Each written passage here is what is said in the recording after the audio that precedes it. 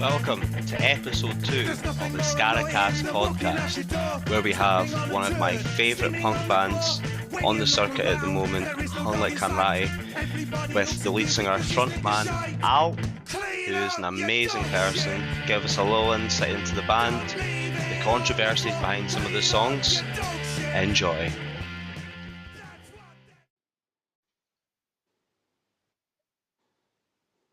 As podcast, we have Al from Hanratty.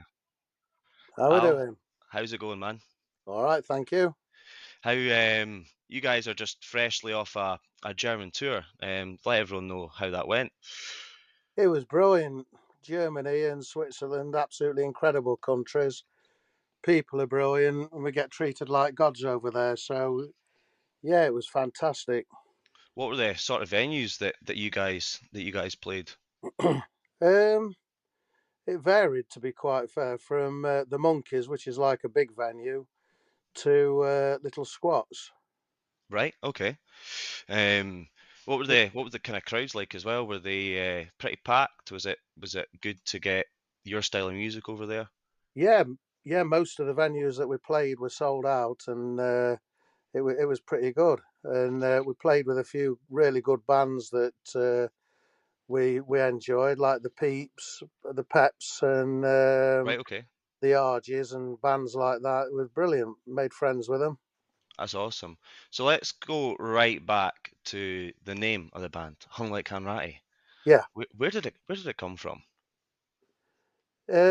One of my friends years ago, and he's dead now, Pete Miles, was reading a book about James Hanratty.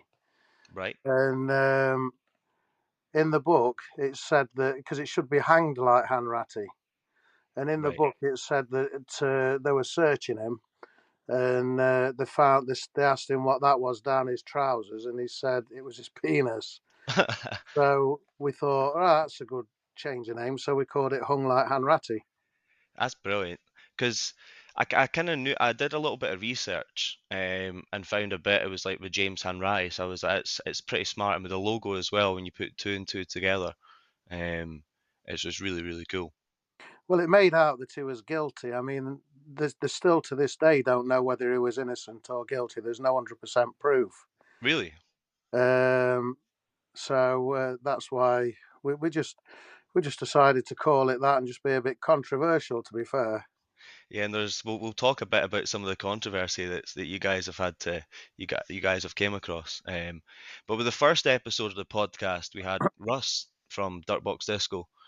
Yeah, Um, and he mentioned that you sang with Dirtbox right at the very start. that's right. Can Yeah. you give us a little bit of an insight into that? Because I never knew that at all. Well, we were good. I mean, we were still good friends, really, really close friends, and I'm dead proud of what they've achieved. But when we first started, I was in a band called A Multitude of Sins, and Yeah, he mentioned that. Yeah, he was in a band called Deterrent, right. and we used to do a lot of gigs together, playing to Three Men and the Donkey, and we made really close friends. And he said, "Should we get a band together?" And there was another band called Danny and the Deadbeats, and we were all like friends. So we decided that we'd get this band together, and Russ wrote loads of music, and he also took some from Deterrent as well, his other band, Okay. and that's where Dirtbox was formed. But for me, it was like 100 miles round trip every time we went to practice, Yeah, it's a long and journey. and after a day's work, being honest, I was exhausted. So that's why I knocked it in the head. And then they got weaving and they just went global. And there's never ever been any jealousy in it. I'm really proud of what they've achieved. And I think they're an amazing band and I think they're amazing people. So fair play to us. I love them to bits. Yeah, no, it was amazing to have them on, and that's where I think I kind of discovered you guys was off the back of Dirtbox Disco and Spunk Volcano and stuff. Um, Yeah. and I first seen you guys live. I think it's Scotland's Calling, or no, your tour to Scotland, and then it was either that or Scotland's Calling you did first. I couldn't remember. Um, but that was an awesome show. So Thank you. let's we'll take it back a wee bit as well. So See, how do you balance your personal life with the band? Do you guys obviously try and go on tour as much as possible, try and do Rebellion or a tour and things? So how would you balance that? Well, it is our life, to be honest. So life works around what we do, Yeah, if you like. Music comes first. I've been doing it since July 1977.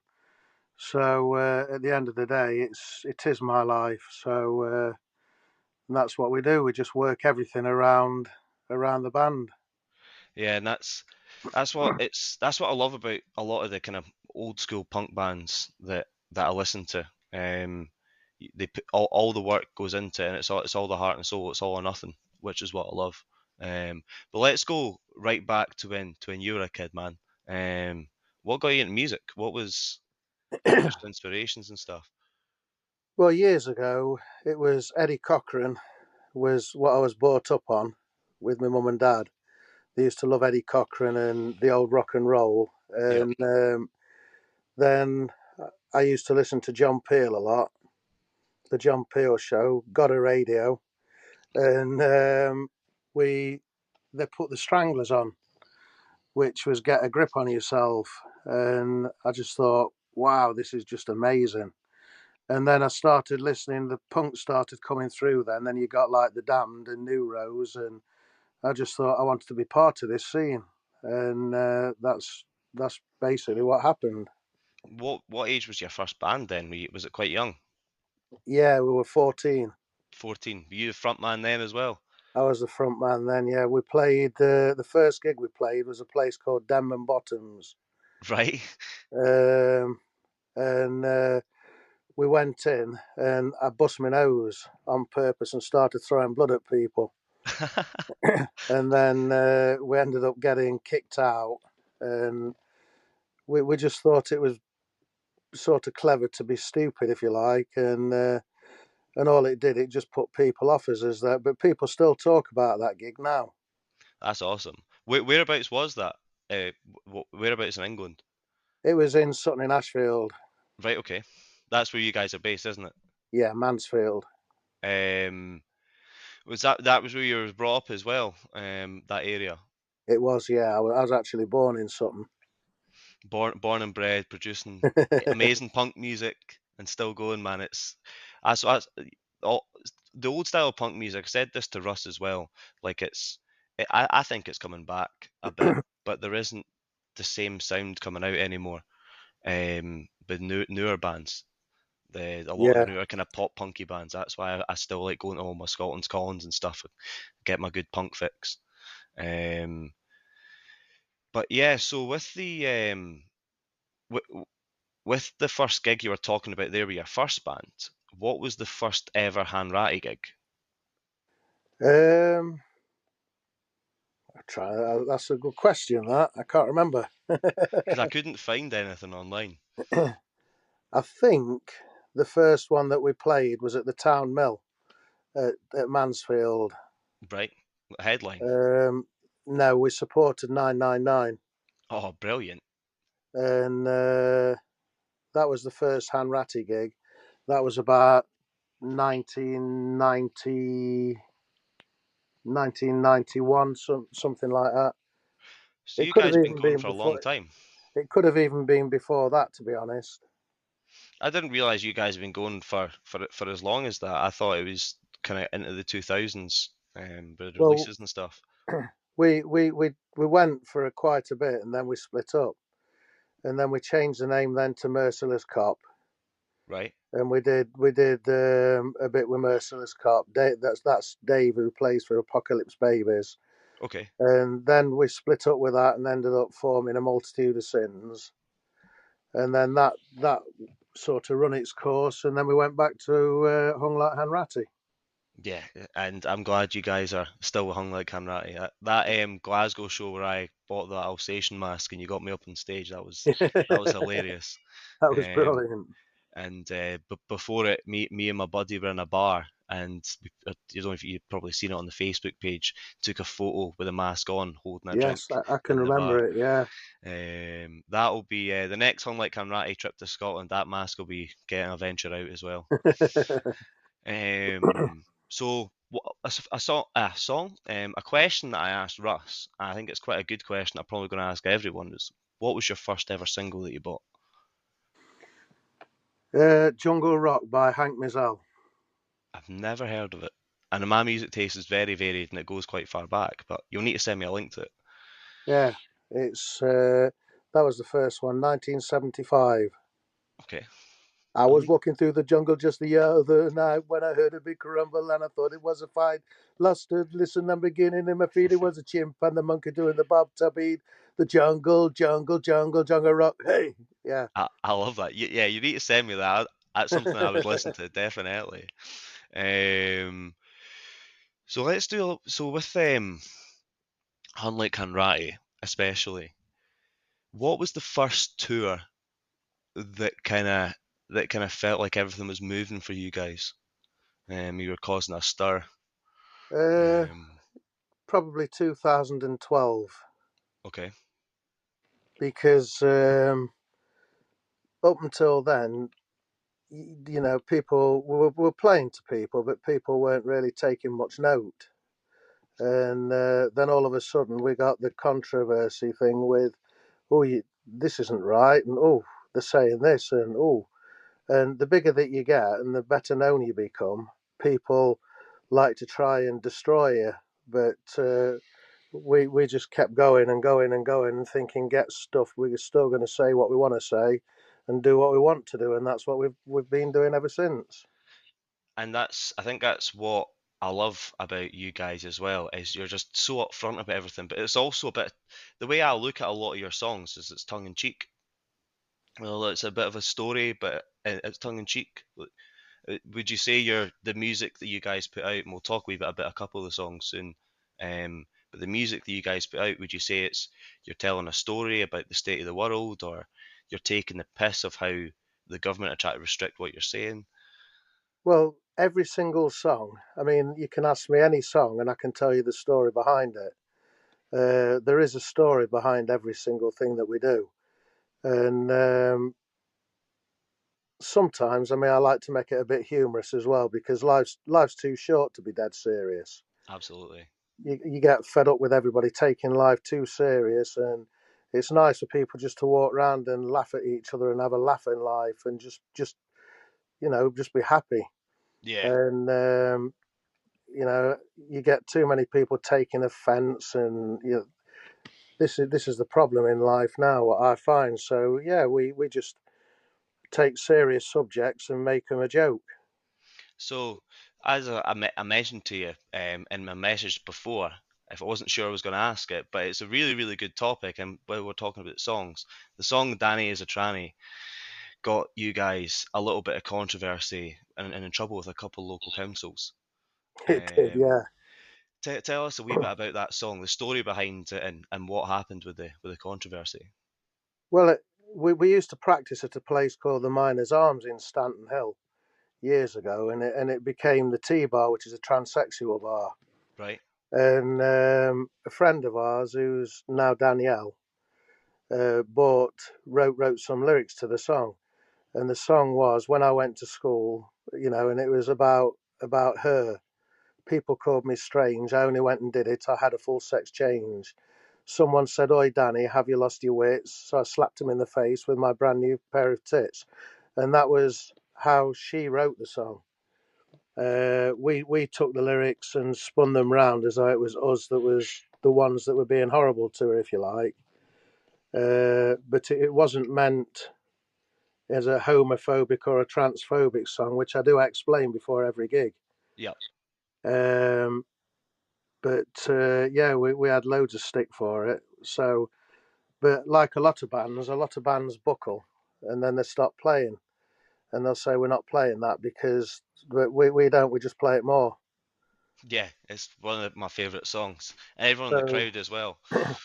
but we have had transsexuals and people come down to see us. Uh, and we had one band, and I'll be honest with you, I can't remember the name, that came down to us and said that we're only playing with you because we're making a stance against you because you're disgusting lyrics. And I said, well, before you judge us, can you watch the show? Yep. They watched the show, and then afterwards come up to me and said, that was actually amazing and it's not what we thought. And I said, no, I said, rumours can, start everywhere and it's not right. But so just make your own opinion up about us. And now we're friends. Yep, that's the beauty of it, and that's one thing I was actually speaking to someone about today. Is there's a Scottish rugby player who's been in a bit of controversy recently and stuff, but people are saying stuff about him, and it's not fair. And what's the word I'm looking for? Media trial by media. That's what I'm looking for. Um, go and get the information yourself, and especially in music, if you're not sure about a band's lyrics, and then hear the story behind it. If people listen to this podcast, or if they go to a show, they'll get the full reason behind that song as well. Yeah. Well, most of our songs, if you actually look into the lyrics deep and look into us, most of them are quite innocent. Yeah. But On you go, sir. like Jimmy Savile, the ghost of Jimmy Savile, I mean, that we had loads of people saying, why are you praising a man that is a paedophile? And if you read the lyrics, it's not praising him. It's actually saying that why wasn't he caught before? Yep. You Yeah. know, and but obviously people like to take offence, and I quite like it, to be honest. The more people that take offence, they don't seem to realise they'll tell 20 people about how bad we are, and then probably 8 people will like us. So they're just making us bigger by complaining. So sod 'em. Um, exactly. It's as they say, there's no publicity like bad publicity. Yeah, Uh, that's true. and if you've got a couple other tracks, like "Twat on a Bike," so I'm guessing that the story behind that song is that when you've been driving to work and there's been someone thinks that they're in the Tour de France in front of you and they're in two or three. Is that the story behind that song? No. I used to be a postman. Right? And when you're trying to drive around the streets and everything, and then you've got somebody on a push bike that's waving in and out the road and you can't get past them, it becomes a pain in the arse. And they've got little lycra gear on, and and you're pipping at them, and that's basically what the song's about. It's not an angry song; it's just a Mickey take, to be fair. That's why I love your music, and as I said, I look at it as a Mickey take, or there's a true meaning, the story behind it, a deeper meaning. Um, so tell us a bit more about the first album, Human Pig. Did you write that Yes. close to after the first show? Was it like we're going to do an album, guys? I really want to go for it. No. Some of the songs were written many years ago. Uh, but when we obviously split up and then got back together and sort of redid them all, 90% of them. But there's another one called Mr. Cabbage, I which is love that song. on the album. And again, we stopped doing that one, to be fair, because it didn't go down very well. But people think it's about people with learning difficulties, and it's not. There was a friend of ours called Neil Harpen that used to come round with us all the time, and he got absolutely smashed out his tree. And then he used to grab the microphone off you as though he wanted to sing the songs, and he didn't know the lyrics, so he just run around the stage going la la la la, and that's basically what that song's about. So, That's but yeah, interesting. we we got in with a record company called the Underdog Records, and basically they had us pants down and ripped us off big time. Did they take all the copyright of the They first took album? we signed a contract with them, and we did the first album, and we paid for it ourselves, and they were going to pay for it. And then the first gig with them at Bradford, they ripped the contract up in front of us and said we didn't sign it, so they gave us a new one, which basically gave them 100% rights to everything, and we got nothing for it. So they basically ripped us off big time. So do That's you why guys, that album will never be released again. because they do they still hold the rights? they still hold the rights, but they can't release it without our permission. So the only way that we could get round it is by re-recording the Yeah. stuff and then re-putting it out. But then it's like, to me, it's a backward step. Yeah, especially with the upcoming album coming out. Let's talk a wee bit about that. And I'm gutted that I'm not making it to the most infamous, probably one of the most infamous venues in the UK. If anyone's not in the UK, it's listening, because I looked at my stats and I've had someone from Sweden listening, which is pretty cool. But yeah, there's a venue called the 100 Club in London, and Yeah. like Hanratty are doing their album launch there.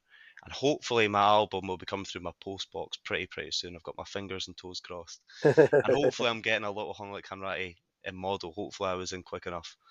Yeah. Um, but yeah, tell us a bit about the album. What's the theme behind this one? Because the last one was machines are taking over, going nowhere, going Going nowhere. nowhere. Yeah, the last one was. Yeah.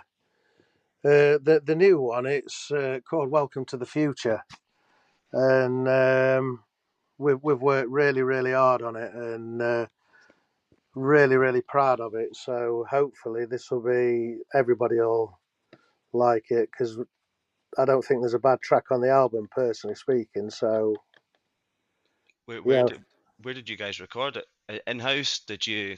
Oh no, you no, went to a studio, didn't you? Yeah. yeah, it was Electric Bear Recording Studios, and that's where we recorded. We recorded the last four albums, and we recorded the one with Dave Greenfield from the Stranglers. Right. Okay. And Dave thinks that, well, when he was here, bless him, he thought that the studio was incredible. So you do get a good sound from there. So what's the story behind this album? Is there the usual Hung Like Canratty controversy? A couple of those in the album. Is there any There's insights? there's a couple of ones, but there's like one called Feral Barrel, Right. which is another genuine story about somebody on that we know that's a bit of a feral barrel. um, how long did it take you to write this album? From, was it 2020? Was the last one? Yeah, but on we've written all together. I've got like 500 songs written on my phone. Wow. So what we do is, to try and make things different. We'll keep going back instead of writing, because an album can start sounding the same. So what we did is, we'll go back to like 1990, and then 2000, and then 2014, and we take different tracks and then put them on the new albums. So have you got it all stored into separate files for different decades then? Yes. That's brilliant. That's a lot of work that you've put in. That's amazing. Yeah, and believe it or not, we've nearly written the next album. I'm looking for. I suppose my next question is Hung Like Hanratty slowing down anytime soon, or with obviously the lineup's now changed. Unfortunately, Tez no Yeah, longer playing bass. So are you guys still going full steam ahead? yeah, we're going really full steam ahead. One of the biggest things is, I got diagnosed with Parkinson's, Okay. which, like, it's annoying, to be fair, but it's part of life, so you just have to get on with it. And I'm going to keep doing this until they virtually have to drag me off stage. I'm sure that'll be the case. And I'm sure you'll probably write a song as well. Probably, I don't know, there might be a song about you on the album that you've written. I'm sure we'll all find out. Is there what's the release date on the album that people can expect to either stream it or get it or pre-ordered? Well, it's we got in touch with the pressing plant the other day, so we should have these CDs within the next couple of weeks. Awesome. So hopefully, fingers crossed, that they'll be out really soon. And what's the online platform release? Have you got a set date for putting out on Spotify and stuff? Uh, I don't really get involved in that side, to be fair. I'll So message Ash. I don't know. That's we get people to do that for us. So I just basically sit on my arse and just wait. It's and write awesome songs. Why could you guys? Here's a wee question. You guys are not playing Scotland this year. You No, just couldn't find a venue, is all. no, it's we've got management and an agent, and usually uh, we get asked to play certain venues, and then we work around it. Then, but we've not been asked. So if there's anybody in Scotland that wants to put us on, get in touch. Yeah, no, it'd be great to see you guys back. And if not, then I'm gonna book you. Yeah, because I mean Scotland, I love Scotland. It was a good crowd as well. Yeah, it's always good at Scotland. I mean, we play Newcastle quite a bit. I'll need to come to Newcastle then, because that's only about maybe about 2 hours in the bus, Yeah, which isn't too bad. So with say looking back at a younger you coming into the scene at 14, breaking your nose, throwing blood on people, is there anything you would have done different or said to a young punk who's starting out as a frontman? Or no, would you have still went, nah, I would say that for people to do what they want? it's you'd have still done. I'd have still done what we did. I mean, nowadays we've calmed down a hell of a lot. I mean, some of the shows that we've done in the past, we made the Sex Pistols look like ABBA, and it was it was fun. Some of them have been absolutely insane, but nowadays we're getting older, and we just want to make music now, and that's basically it. But I wouldn't change anything. I'm glad you've said that because I wouldn't want you guys to change anything either, or I probably wouldn't love the band the way I do. But talking about how you're saying how you've had some really, really crazy shows, give us a couple crazy stories from a tour. Um, well, years ago, this was when I was with a Multitude of Sins. No, sorry, it was with the Forks. Okay. We did an animal rights show. I mean, I'm massively into animal rights. So why we did this, I really don't know. To be fair, it was just stupidity. But we did an animal rights festival and started throwing meat into the audience, and the whole place got smashed to pieces, and we ended up being escorted out in police vans. To jail or to just away from the premises? No, they just moved us out the premises. We didn't get charged for anything, but looking back at it, it was just stupid. And you do crazy things, but all that was to do was just to create a little bit of controversy. And but it wasn't a clever idea. It wasn't the best thing that we did, to be fair. What about with Hanratty? Is there any crazy or funny tour stories just within the band that no one gets to see? Um, There's loads, but I don't think it's it can be said. airable, to be fair. What about what's one of your favourite crowds that you played in the past couple of years? Um, I love Butlins. Butlins at the holiday resort or in a venue? Yeah, at Skegness. It was called the Great British Alternative, and we absolutely love that. I mean, it's such a shame that that's gone now. When was that? Uh, it was COVID time. The last one was just after COVID. So what was that? 22, 23, Yeah, 22, um, that's a and shame. and we were the last band to play it as well. And that's quite a good story because we were told not to leave any mess on the stage. Right. So we hired two great big cannons, the confetti cannons, and there were stadium cannons. They come in on lorries, and we actually filled the whole room with confetti. That's brilliant, and I bet they weren't too happy about No. that. And then we put firecrackers at the front of the stage, and so the security had to move. That's But, brilliant.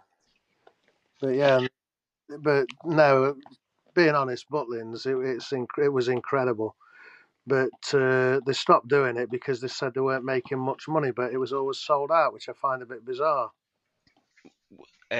So with that festival there, is there other punk festivals that you've seen that have kind of drifted, or other just music festivals that you guys used to love playing that are just no more, either due to COVID or? Not really. No, there's that one. There's festivals that are getting bigger, like Scarborough Punk Festival and stuff like that. I mean, that's an incredible festival. You guys play that this year? Yes, How was that? it was brilliant. It's a great little festival, and Um, it's just getting bigger and bigger and bigger every year. yeah, I'd looked at grabbing tickets for it. There's me and my buddy that we go all the punk gigs with. Um, we looked at Scarborough and we looked at Rebellion, and our main look was to come down to see you guys in London. But Yeah, with how busy I've managed 3 acts myself, festival season's just coming up and help out some other bands and things. So in between, it was going to be pretty much slap bang in between seeing Green Day on the Tuesday and having yeah, a festival the following week, but a festival in between that as well, possibly. Um, so I just couldn't afford it, which is an absolute bummer. But hopefully, if any promoters are listening, we can get you guys back up in Scotland, packing out venues again, annoying a few bar staff, and drinking lots of beer. that Uh, sounds like heaven. is that the guitarist? Yeah, So what's the thing with so if no one that's listening hasn't seen Hanratty before, sometimes they do some funky stuff on stage, like the spit thing. What's the thing behind that and the catching the spit? uh, truth is, I don't know. We we had a laugh once. Because we drink piss and stuff like that just to make each other feel sick. Oh. And but we were just on stage one day, and he opened his mouth, so I spat in his mouth, and it's stuck ever since. Yeah, it must stick to him definitely. It is when I miss. um, so you've got from I think it was from the last album, and this song made me laugh quite a lot. Um, because it's quite prominent in today's world. The adult dating site song. Yeah, Now, yeah. is that about a friend that got involved in dating online and was scammed? No, it was on the television. It was a program on there, and there was about a man that he'd spent all his money on this woman, and when he went to meet her, and being honest, that was from Glasgow. Oh, really? Uh, he went up to Glasgow to meet her, and it was a dustbin lorry driver. So he got basically conned. That's brilliant. Catfishing at its finest. So, with talking about that, I'm going to have a quick pee break and we'll play a quick snippet of that song. Yeah.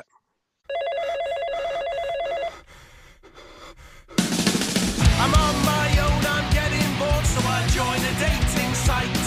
1,000 views in a day, I thought this will be alright. Then this woman contacts me, said she is from Zimbabwe, wants to meet me right away. £1,000 I have to pay on a dating site. Yeah, another dating site. On a dating site. Yeah, another dating site. I transfer money from my bank, still no shag, so I take a wank. All of a sudden she disappears. This ain't music to my ears. Another woman gets in touch, says she has a soggy crutch, wants to meet me right away. £1,000 I have to pay on a dating site. Yeah, another dating site. On a dating site. Yeah, another dating site.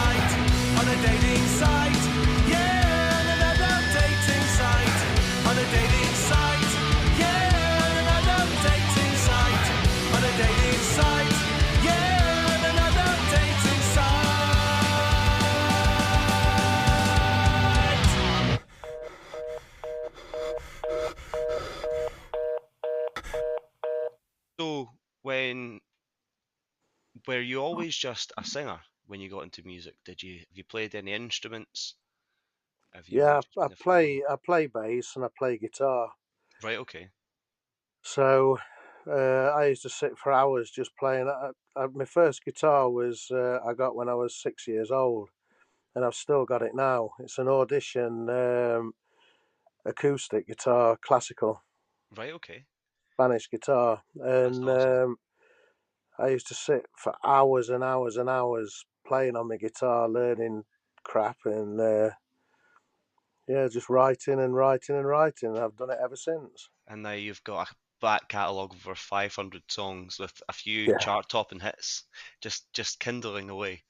it'd be nice. Yeah, it'd be lovely. So, but unlike Hanratty, have you guys supported any really big bands on a big tour? What's been some really memorable moments as a supporting slot? We've played with most of the big bands. What's the most memorable? Uh, you've got me on that one. They're all memorable, to be fair. When you get to meet your heroes. Yeah, Um, One of the most memorable, but this was just because we were playing at Butlins, and we met Dave Greenfield awesome. from the Stranglers, and he came up to us and he enjoyed the music, and we stood talking to him, and then we ended up being really close friends. And Um, and the Stranglers have always been my hero band, and we made quite good friends with them, and we've been friends ever since. And Dave came into the studio, and me and Dave wrote a song together called "Living for the Weekend," and which is on the Dragged Up album. And then a was that right with him? yeah, me and Dave wrote that together, That's amazing. and we wrote that song. And then sadly, he passed away to COVID, which absolutely broke us, to be fair, because That's he was the nicest man you'll ever meet. He was not in the slightest big-headed. He was such a down-to-earth, real, genuinely nice bloke, and it was really sad loss. Yeah, it's tough when that happens, especially as well with someone of that caliber in the industry. And I didn't realize that you guys had worked together or was as close to, one of the most prominent bands ever. Stranglers are one of my favorite bands. But that song, do you guys include that on the set list a lot? Is there in particular songs when you're putting a set list together, you're like, this has to be on it? But we don't play that one for the simple fact it's got keyboards in it, and it's not the same without keyboards because it was written around keyboards. Yep. So we don't play that one. But I did write a song, sort of a tribute to the Stranglers, which is called "Strangled in the Shadows," which is on the I think it's on the Dragged Up album. Um, It's either on Dragged Up or the Going Nowhere. I'm not sure. so do you say that was a tribute? It's a tribute to them. Every single line is a Stranglers song. Strangled in the Shadows, the third track on Going Nowhere. Yeah, that's every single line on there is a Stranglers song.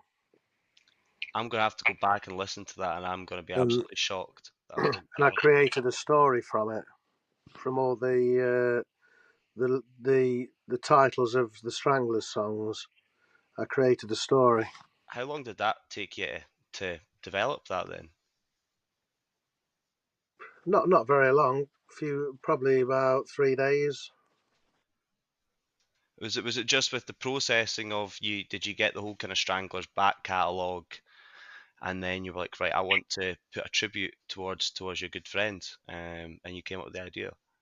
Well, what happens? I just get these ideas in my head, and the first bit was I was walking around and I saw a strange little girl. She was only sweet 16, And then I thought, right, I can write, you know, she was down in the sewer in a midnight summer dream.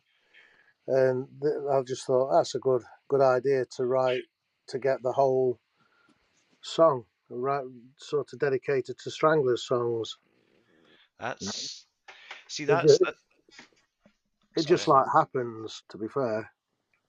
So is that your writing process with all your songs? You get your little ideas and you keep adding to your back catalogue and Yeah, I'll write a song in my head, and then when I'm walking around with the dog, I'll just record myself, and then I get home, and then I start working on it then, and sort of creating more lyrics to them. so what would you say is your so the one you wrote with the gent from the Stranglers, um, would you say that's probably your favourite one you've written? Is there any other ones which really stand out, which is like that's probably one of our best, or is that still to come with this new album? Still to come with this new album. Really?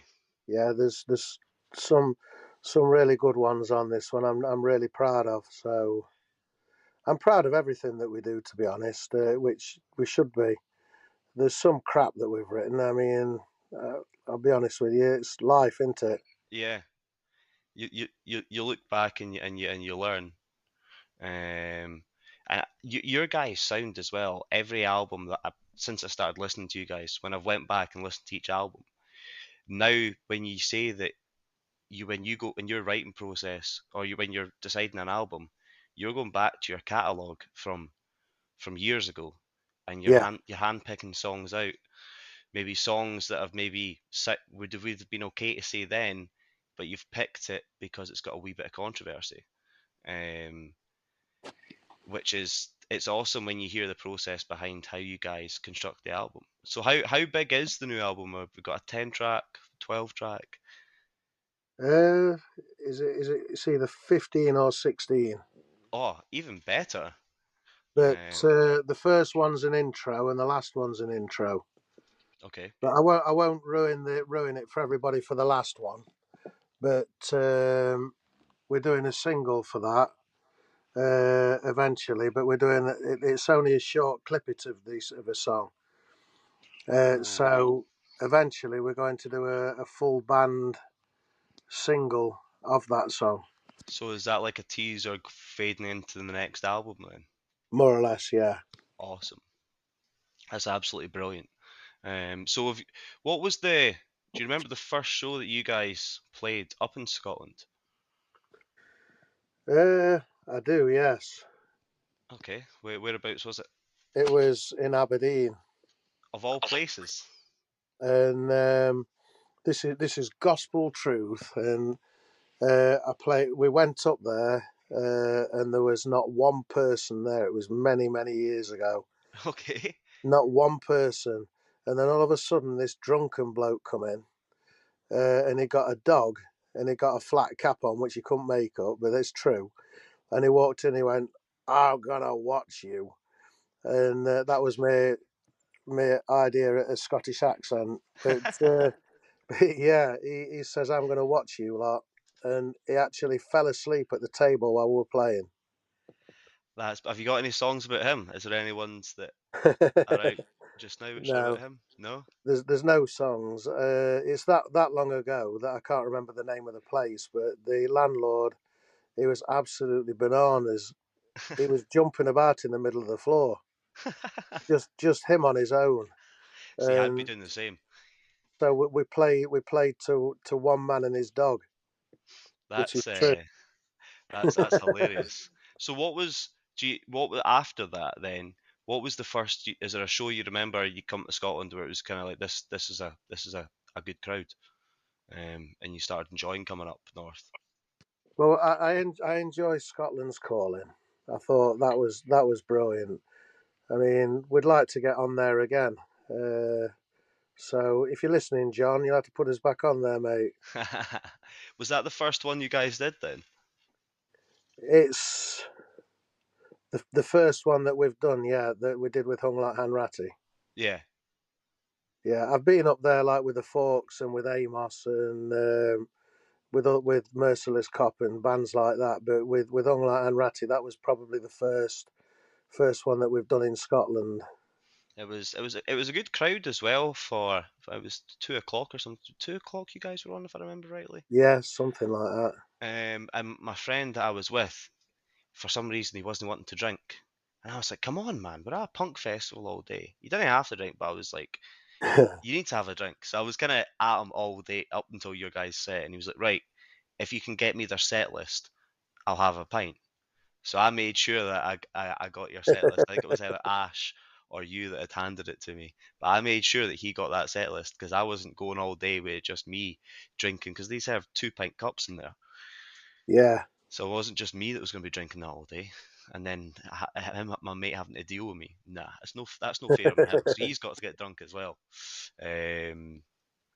But hopefully you guys come up really, really soon to Scotland's Calling again. Well, we're playing on the Sunday at the Tash, which is just down the road from the Rebellion. So you'll definitely get some of the festival goers drifting in. So hopefully, yeah. It's a great. I mean, to play Rebellion, it is. I mean, it is the punk festival in the world. It's incredible. So, and Darren does put a lot of work into it. So fair play to him. But it's not our time this year, so we're playing the Tash instead. So is it a free show? So anyone that knows that's going to maybe listening that's going to Rebellion is this playing at the Tash? Is it a ticketed event? I think it's pay on the door. I think it's a £5 or something like that. Look at that! You can't even get a pint for that in London these days. It's not a lot, to be fair. And to see a good band like you guys, I would definitely be. If I was down at Rebellion, I'd be making a pit stop in. That's for sure. Yeah, thank you. With Rebellion, what was the first year that you guys played? It was before COVID,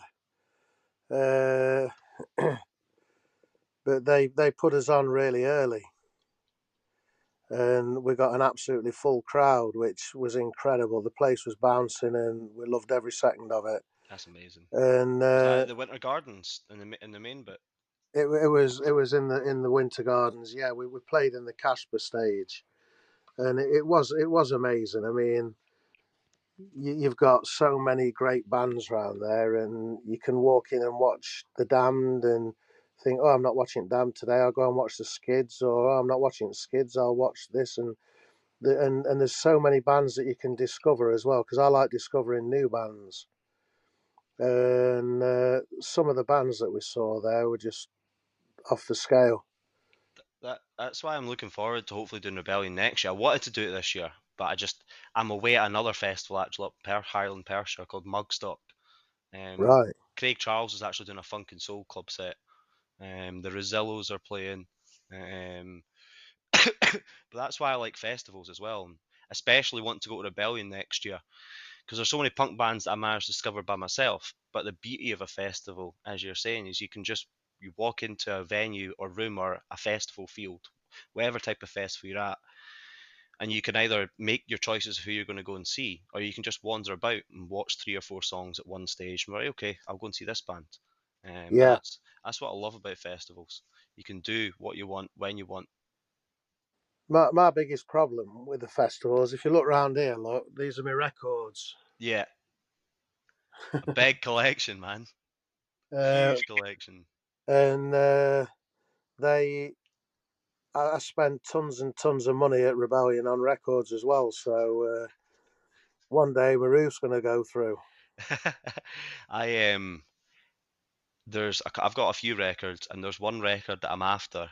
My grandfather has a first edition Johnny Cash LP. Oh, yeah, love Johnny Cash. Yeah, I love him. I've met his daughter.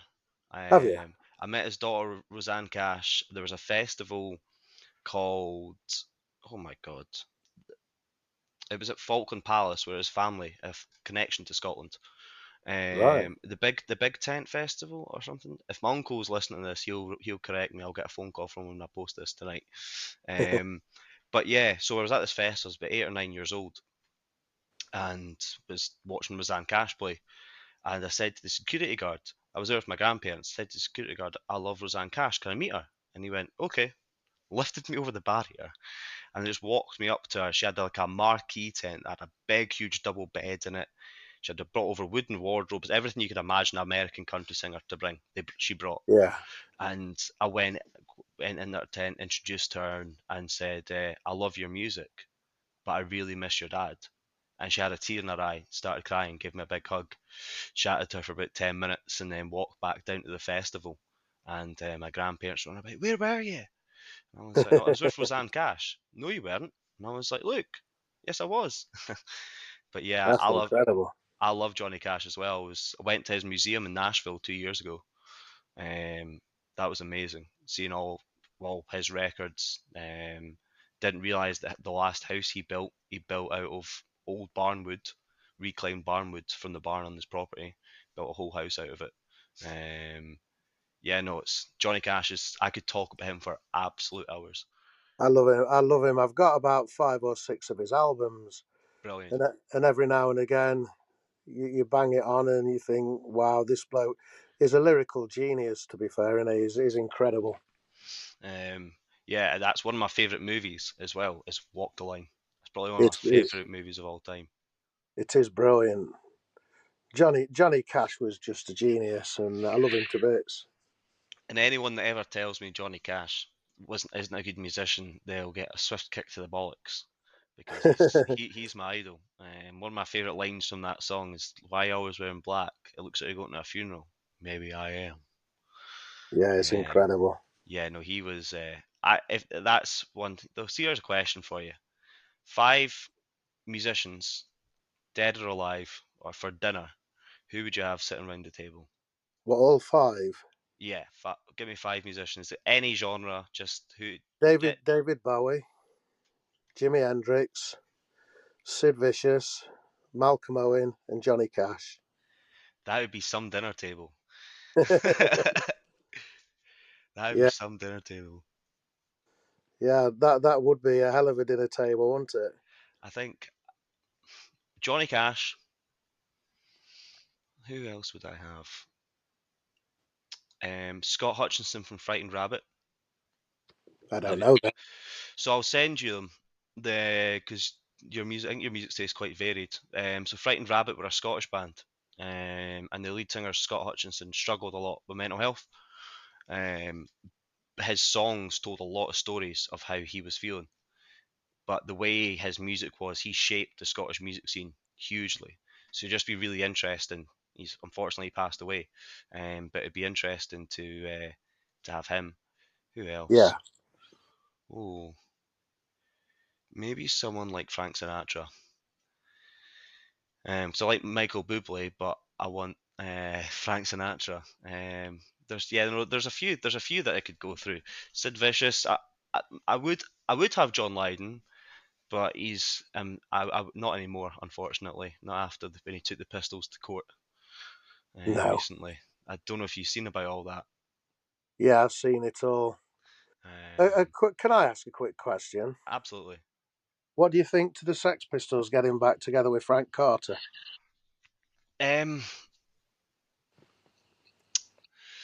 Right. So I've got like a couple opinions on this. So I think it's a really, really good cause. Really, really good cause, because it's for a music venue. Do I think they're going to do anything with it afterwards? Because it's sold out so quickly, I think they're going to organise a tour in the next 8 to 9 months. Yeah. I'm not sure, but I would go and see them, because Yeah. I wouldn't go and see John Lydon. I wouldn't give him my Well, money. well, I went to see John Lydon last year at the Sheffield Leadmill with my daughter, and on the 4th track, I walked out. I've never seen such a pile of crap in all my life. It was dreadful. Was it really that bad? It was really that bad. But the people that were in there, he blew his nose on stage, and this person was shouting at the back, "You've still got it, Johnny, you've still got it." And I just thought, this is like the king's new clothes. And I do like some of the public image stuff, and I'm not calling Johnny, because if it wasn't for him, he was like, to me, he was a genius. Yep. and was the forefront of punk. So I really am not calling him. But I think on this particular time that I went to see him, it was not good. He was reading from a lyric sheet. The bass player looked like he was going to fall to sleep on stage. It was really poor. See, I've always Sex Pistols was one of the reasons I got into punk music and Pill, but with some of his choices and some of his political allegiances, it's kind of put me off. Yeah, Now going to one of his gigs, which is really unfortunate, because I've always wanted to see Pill. I was meant to go and see them live actually. I think they were playing the O2 ABC in Glasgow before that burnt down, and that's a big bit of controversy. That is. Um, but they were playing there. I think they played there like a week before the fire happened. So I don't know if it was because he was out of tune or something. He might have blew a speaker. Who knows? yeah. Um, but going. So let's go. Hung like Hanratty. What is the upcoming tour for the rest of the year? What have you guys got laid out? Uh, I'm going to be honest with you. I ain't got a clue. I just sit back and I'm like one of those old people where they come and just pick me up in a van and say, right, we're going here today. So it's all on the Facebook page, but I know that we're playing Pontefract next, which is in a few weeks' time, Awesome. which I'm looking forward to. But I'm also looking forward to the 100 Club one because that's the album release. That's on July the 4th. Yeah, it's quite funny that day of now how significant it is as well. Yeah, it is. But Um, uh, but yeah, so we're playing that one. Hopefully, Richie Sunak will be there so we can tell him what we actually think of him. But I hope you've got a song. Mind my language to anyone on the podcast because this is my view on Rishi Sunak. Hopefully, you've got a song called "Rat Face Cunt" on the new album because that would be excellent. is absolute. Well, it's like when Thatcher was in charge. They've absolutely brought the country to its knees, haven't they? Yep, yep. I want out. To be honest, I'm done with the UK. It's too expensive to live here. Unfortunately, I love staying here. I love the music scene and what I'm doing, but it's just so expensive. Especially because I said this to Russ, so expensive for bands to tour and keep going. And hats off to any band that still turns up. Something's just happened there. Oh, actual recording and higher quality. It just came up and said there. All right. I don't know what that is. We're still recording. Um, but yeah, hats off to said this. Anyone that can afford to still tour, and you know, it's great to see bands still out there, and I'm so happy to hear that you guys are not going to be slowing down. Because with the lineup changing, with Tez coming off of bass, has the lineup changed throughout the years a lot? With unlike Hanratty, Well, we've got there's only me now that's original. Ricky's been in for quite a long time now, since right? 2014, I think. Ricky's been in, and then we've got three new. We've got a new drummer, which is Vardy on drums, Ash on guitar. He's been with us for a year and a half, and we've just got a new bass player in Chris, which is Awesome. only it was only his second gig last week. How did he do? He did absolutely brilliant. Awesome. Absolutely brilliant. Awesome. Well, I think we'll wrap it up there. So thank you very, very much, Al, for coming on the second episode of the podcast. That's no problem. Um, Thanks for asking and me. no, absolutely. I'm a little bit new to this, so if there's anything that you think I could do better in the next one, let me know. And that goes out to all the listeners as well. Feedback's always great. It lets me improve because I'm pretty shit at most things, so I can hopefully do something right. But yeah, check out Hunlike Hanratty on all your social medias, and in the editing afterwards, I'll add a little song to fade it out. So thanks again, Al.